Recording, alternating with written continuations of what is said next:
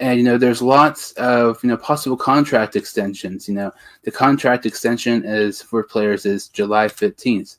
And a couple players here, for instance, Tampa Bay Buccaneers wide receiver Chris Godwin, his contract extension. Do you think maybe Tampa Bay should extend his contract? And if so, maybe what would you think maybe a fair salary that should be for Chris Godwin? Yeah, Tampa Bay's in an interesting position. They're kind of, to a certain extent, strapped on salary at this point, but they somehow still manage to retain most of their players at this point. And they're going to have a little bit extra money here to give Godwin to make an extension. But at the same time, if they do decide to make this, they're not going to have hardly any money at all to make a future signing in the next free agency pool. And with Tom Brady likely to have, likely to be near the end of his career, we don't know how well he's going to perform next season. If he drops off somewhat, they won't have enough money to throw a contract at even a quarterback at that point. So it could be a pretty dangerous gamble if you were to re-sign Godwin. However, I definitely think they should, and I think it would make a lot of sense if they do re-sign Godwin to a certain contract extension. He's still a very, very young wide receiver. I think at this point, if you had to choose between him or Evans, I would actually lean towards Godwin due to him being a little bit younger at this point, just coming off his rookie contract, of course. So this will be his first real contract in the league. Mike Evans is getting a little bit up there in age, of course. He's hitting, I think by now he's probably reaching his prime or already at his prime at the moment. So, I don't think it's going to go much higher or much better for Mike Evans at all. While I think Chris Godwin has a lot of room to continue to improve and get a lot better. I think this is in the next couple of years, I think we're going to start to see Godwin kind of reach and start to be above Mike Evans and talent-wise at wide receiver at this point. I think we've all expected it to come pretty soon, and it hasn't yet, but I think it will come very, very soon. And I think Tampa Bay has to take advantage of that, and they have to sign him to a big contract if they want to get him back. What would be a contract that you believe Godwin should re-sign with Tampa Bay, or maybe something similar? It's tough to project. I definitely think you're looking to get him for a 4 or 5 year deal if possible. I'm not sure the exact money. I don't want to say something that's completely off basis, but I'm paying him nearly the same amount of money as what I would be paying guys like Michael Thomas at this point. Even though I think Michael Thomas is a better wide receiver, Godwin's at such a young age at this point, and he's still one of the very few wide receivers, as young as he is, to be a number one option or to have the potential to be a number one option for your team. Guys like AJ Brown, trying to think of other examples. AJ Brown, Calvin Ridley, these other guys, they're going to be reaching max extensions here very soon. They're going to be getting big deals. Godwin's going to have to make money near that same area. So it would not surprise me one bit if he gets top 5 wide receiver money this offseason if they really want to have him back.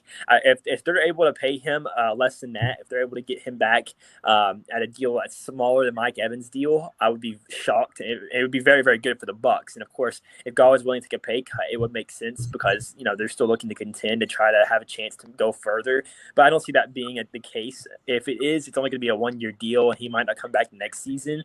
If they want a long-term deal, he's probably going to end up having to make top 5 wide receiver money at this point. I'm not sure the exact number of that right now.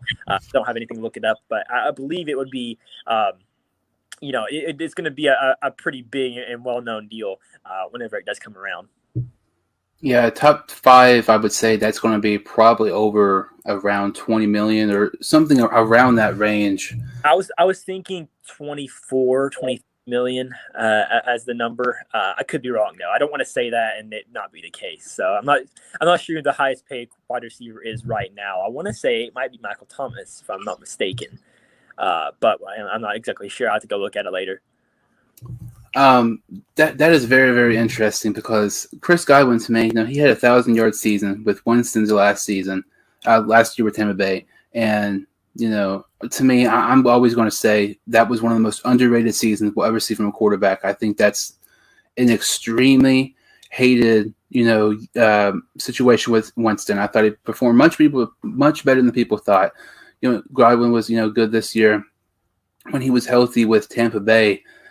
But to me, like after that 1,000-yard season with Winston, people are, he's a top 10 wide receiver. He's a top 12 wide receiver. I think he's really good. His age, though, kind of separates him from other people, like you mentioned with Mike Evans. It's interesting because if I'm the Buccaneers, if I would re-sign him, I'm not going to pay him like $24 million. I would pay him around 17 or 18. I don't think he would probably do that. But at the same time, you get all the Tampa Bay Buccaneers players in the roster. About half of them are on like 1-year contracts. So once Brady retires, you're not going to have nearly as many weapons or, for him to throw to, or, guys in the defense that have stepped up this past season. I know you have, Devin White locked up for a few more seasons, but some of these guys, on their roster do not have, long-term contracts. I feel like if you would extend Godwin, you're kind of, not going to re-sign somebody, maybe your starters in defense or offense, instead of getting Godwin to a high deal. And I think it also kind of depends on how many years Brady plays left. And it seems like we say this, every single year. But if this is Brady's last year, Brady plays, let's say 3 more years. We just don't know. And especially with somebody like Brady, who just will never retire.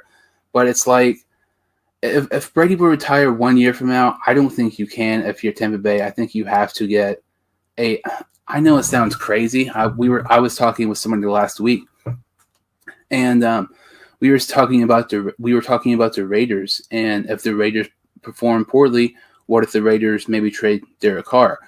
If Tom Brady would retire, if I'm the Tampa Bay Buccaneers, I am 100% trading for Derek Carr. Because Derek Carr and Kyle Trask was my exact comparison in the draft with Trask was Derek Carr. I think they're very, very similar, and I think Trask could learn a lot from Carr. But I know I'm getting kind of sidetracked, but it's kind of a situation where if Brady would retire 1 year from now, extending Godwin right now, looking back, that might not be a great idea, because if you got Godwin, that's good, but I don't trust Kyle Trask to take over the Tampa Bay Buccaneers just 1 year setting. But if Brady plays for 2 or 3 more years, and if I'm the Buccaneers, I feel a lot more comfortable maybe re-signing Godwin. But I don't know if he's worth the top 5 range. I would say maybe top 10 to 12.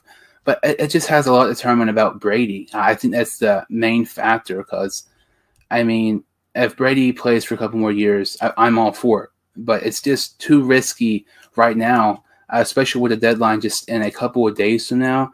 I think I'll be better off trying to let him test free agency next year, and maybe pay him in free agency, next offseason. Yeah, it's certainly a possibility. I can see that being the case for sure. I think that it would be smart for Tampa Bay to wait and gauge what they're going to look like as a team next year. If Tom Brady is still rolling and still having a fantastic career as a quarterback, I think you're definitely looking to re-sign Chris Godwin to a deal. But if Tom Brady's starting to fall apart and you notice that your team's slowly falling apart, you can either choose to let Godwin go or let some of the veterans go and re-sign Godwin to a very long deal and try to keep him as your centerpiece of the team for the long future. So there is several scenarios that could really change and make things different depending on how the season is turning out. So I definitely think it might be the smartest idea for Tampa Bay to wait and not exactly sign him right as soon as they can, but maybe to wait down the line until they know what they're going to look like in the future. Yeah, and it's one of those, situations where you kind of want to do something, but you don't want to panic and do it and then completely mess up, your team, and, partially mess up your future in a way.